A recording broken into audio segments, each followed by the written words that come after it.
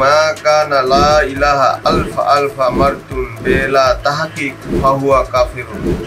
অর্থাৎ কালেমাকে তাহকিক না করিয়া হাজার হাজার বার পড়লেও কাফির থাকিবে।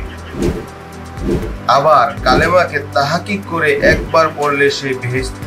যে কালেমা একবার পড়লেই বেহেশতি হবে সে কালেমা অক্ষরাতীত নুরি কালেমা, তা জ্ঞানীর নিকট চিনে নিতে হবে। তাহলে জ্ঞানী লোকের কাছে কলেমা চিনতে হবে, না চিনে হাজার বার পড়লেও কলেমা হবে না।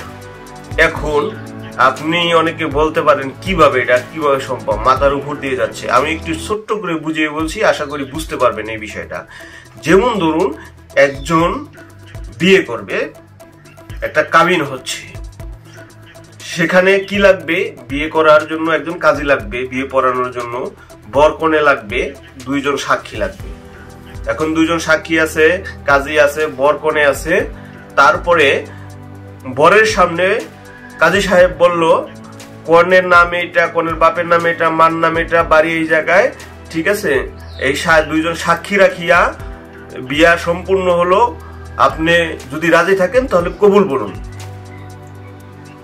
তখন যদি আপনি 3 বার কবুল বলেন, কবুল কবুল কবুল, তাহলে কিন্তু বিয়ে হয়ে যাবে। এখন যেমন ধরেন কাজী নাই, সাক্ষী নাই, আপনি যদি সারাদিনও কবুল বলেন সেই বিয়ে কি হবে? হবে না। এখন আপনি যদিও মনে করেন যে বিয়ে হয়ে গেছে, তারপর যদি ওই মেয়ের সাথে কনের সাথে সম্পর্ক করেন সেটাকে অবৈধ সম্পর্ক হবে। আর যদি এই যে সাক্ষী রেখে আপনি কবুল বলেন তাহলে সেটা হবে বৈধ।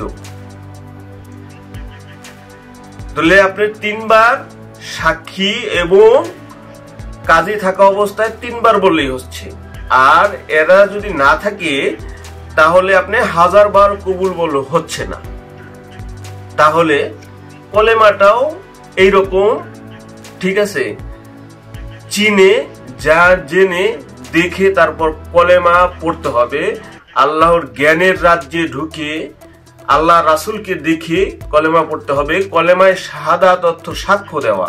এখন সাক্ষ্য কি আপনি না দেখে হয়?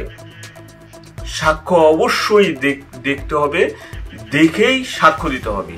আদালতে আপনি গেলেন, আদালতে সাক্ষী দিলেন এ ঘুষখোর, মার্ডার করছে, বা মদখোর বা গাঞ্জাখোর, যাই হোক যেটার জন্য আপনি সাক্ষী দিলেন, তখন যদি জজ সাহেব জিজ্ঞেস করে আপনি দেখেছেন, যদি বলেন যে না আমি দেখি নাই, আমি পড়ছি, তাহলে কি আপনার সাক্ষী অ্যাকসেপ্ট হবে?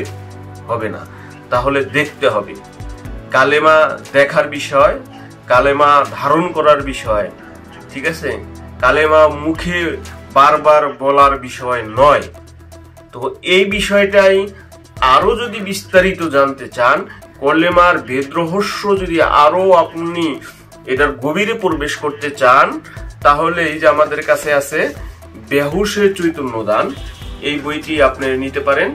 বেহুশের চৈতন্যদান, এই বইটির ভেতরে কলেমার হাকিকত, কলেমার গভীরে প্রবেশ করতে পারবেন, কলেমা সম্পর্কে জানতে পারবেন। এছাড়াও নামাজ, রোজা, হজ, যাকাত, এই বিষয়ের হাকিকতগুলি এই বইতে আছে। তারপরে আছে যেমন তাজিমি সেজদা কাকে বলে, তাজিমি সেজদা কেন করতে হবে, তাজিমি সেজদা প্রথম কে করেছিল, কোত্থেকে আসছে, কোরআন হাদিসে আছে কি না, তারপর নূরে মুহাম্মাদি সৃষ্টির রহস্য, পৃথিবীর সৃষ্টির রহস্য, পাক পাঞ্জাতনের সৃষ্টির রহস্য, পাক পাঞ্জাতনের শান মান এবং সকল কিছু এই বইটিতে আছে। তো এই বইটি যদি আপনি পড়েন তাহলে তরিকত জগতের একবারে বেসিক থেকে অ্যাডভান্স লেভেলের প্রায় বিষয়গুলি জানতে পারবেন। যদি অর্ডার করতে চান তাহলে অর্ডার নাও বাটনে ক্লিক করে অর্ডার করে ফেলুন। আশা করি নিরাশ হবেন না।